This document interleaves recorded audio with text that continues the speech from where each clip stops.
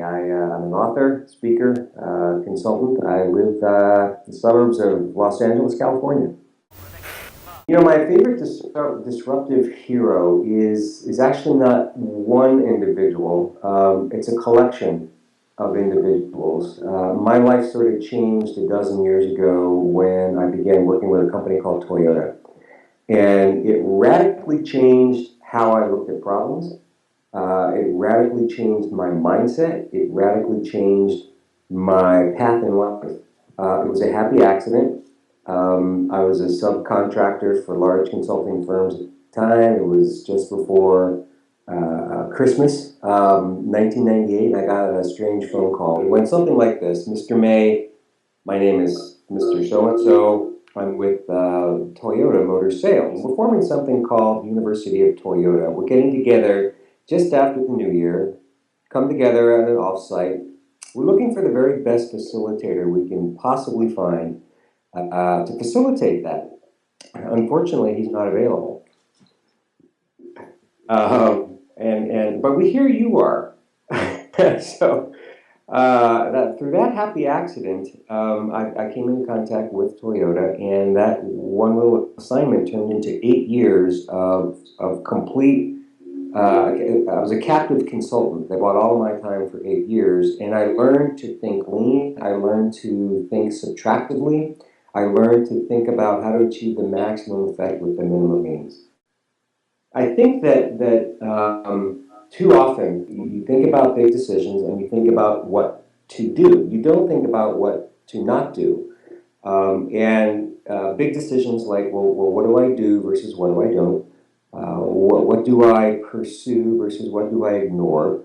What do I leave in versus what do I leave out? Almost my entire life had been about what to do, what to pursue, and what to leave in any given situation, in any given piece of advice, in anything. And what it really taught me to do was to look at the second half of those questions: what to leave out, what to not do, and what to ignore. Electronic shifting in bicycling. It's the difference between, I'm an avid cyclist. I spend dozens of hours on the road and in the mountain. And electronic shifting has just come into play in an affordable way. And it's a difference between a manual shift on a car and automatic transmission on a car.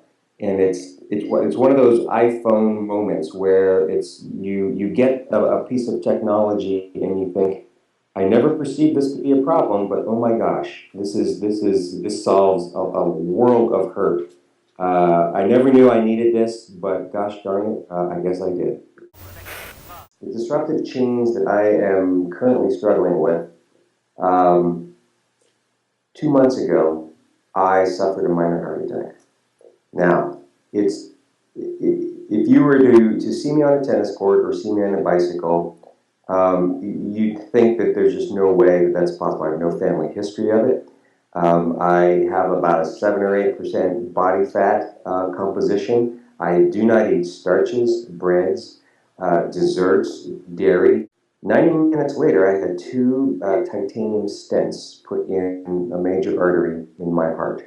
And I've suffered no heart muscle damage. But the reason I bring this up as a disruptive change is that there is, I believe, a metaphor for business. And there are just certain things that no matter how well you're prepared, no matter how well you think through your countenance, your strategy, your way of approaching your business, work, or life, there can always be some disruptive change that is just so far off your radar screen that you just don't think about it.